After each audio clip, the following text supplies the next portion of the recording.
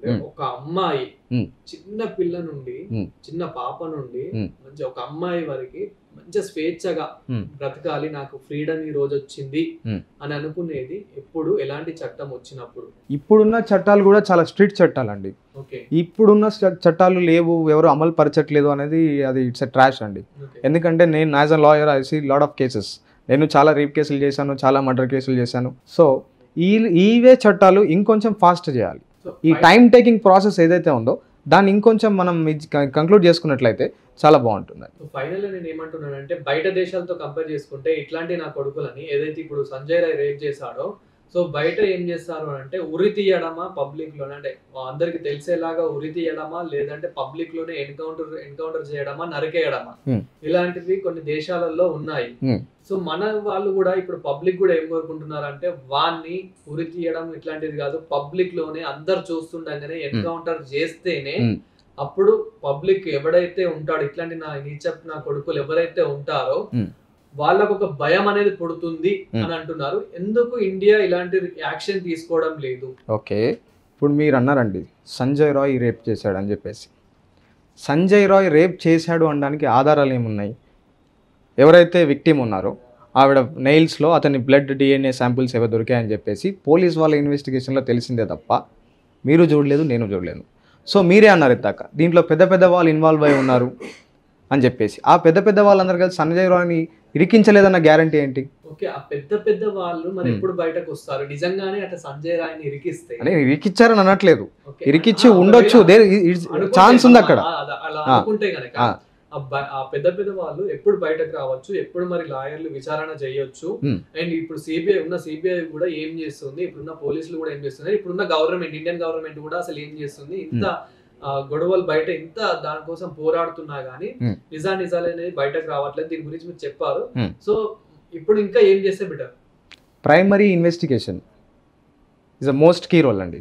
Primary investigation జరిగిన తర్వాత ఏదైతే ఈ ఇన్వెస్టిగేషన్కి సంబంధించిన డాక్యుమెంట్స్ కానివ్వండి, ఫైల్స్ కానివ్వండి, ఎప్పుడైతే మ్యాజిస్ట్రేట్ ముందు ప్రొడ్యూస్ చేస్తారో అప్పుడు ఆ ఇన్వెస్టిగేషన్ ప్రాపర్గా జరిగిందా లేదా, ఇన్ డీటెయిల్డ్గా ఉందా లేదా, ట్రాన్స్పరెన్సీ మెయింటైన్ చేశారా లేదా, ఏమైనా కాన్స్పిరసీ ఉందా, ఇవన్నీ జరిగిన తర్వాత మనకు ఆ పాయింట్ అనేది బయటకు రాగలుగుతుందండి.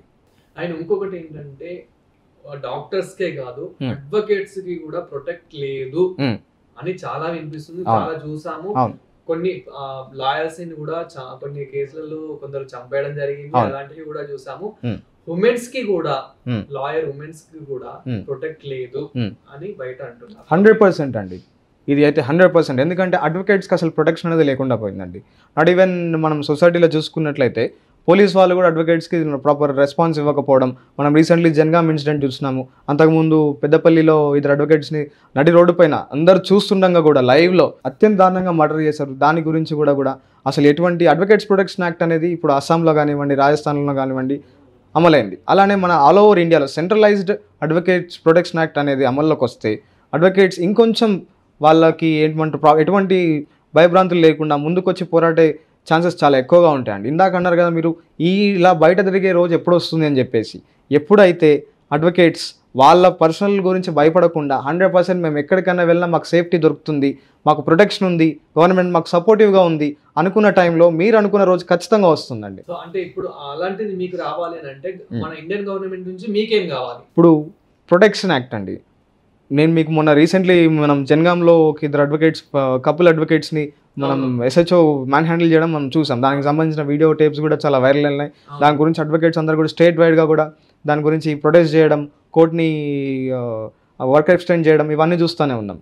సో ఇలాంటివి జరగకుండా ఏవైతే అడ్వకేట్స్ రూల్స్ ఉన్నాయో, ఏవైతే అడ్వకేట్స్కి సంబంధించిన రైట్స్ ఉన్నాయో వాటిని ప్రాపర్గా అమలు జరిగేటట్టు చూసుకుంటే 100% ఇది అయిపోతుందండి. సో ఫైనల్గా ఇప్పుడు మనకి టాపిక్ ఏంటంటే కోల్కతా డాక్టర్ గురించి కాబట్టి, సో ఫైనల్ గా మనం ఏం చేద్దామంటారు? అండ్ ఎప్పుడు నిజాలు బయటకు రాబోతున్నాయి? అండ్ మాకు ఇప్పుడున్న పబ్లిక్ కూడా, మన తెలంగాణ స్టేట్ వాళ్ళకి కానివ్వండి, సో ఓవరాల్ ఇండియా వాళ్ళకి కానివ్వండి, యాజ్ ఎ లాయర్స్ గా మీరు ఏం చెప్తారు? ఎప్పుడు బయటకి వస్తుంది అనేది ఎగ్జాక్ట్గా అక్యురేట్గా ఎవరు చెప్పలేరండి. ఎవ్రీడే ఒక కొత్త పాయింట్ రైజ్ కావచ్చు, లేదా ఆ రోజు వాళ్ళకి ఇన్వెస్టిగేషన్లో ఏమి దొరకకపోవచ్చు, ఫర్దర్గా ఇన్వెస్టిగేషన్కి ఆర్డర్స్ రావచ్చు. సో ఇన్వెస్టిగేషన్కి ప్రాపర్ టైం లేకపోతే ఇన్వెస్టిగేషన్ ట్రాన్స్పరెన్సీ అనేది ఉండదండి.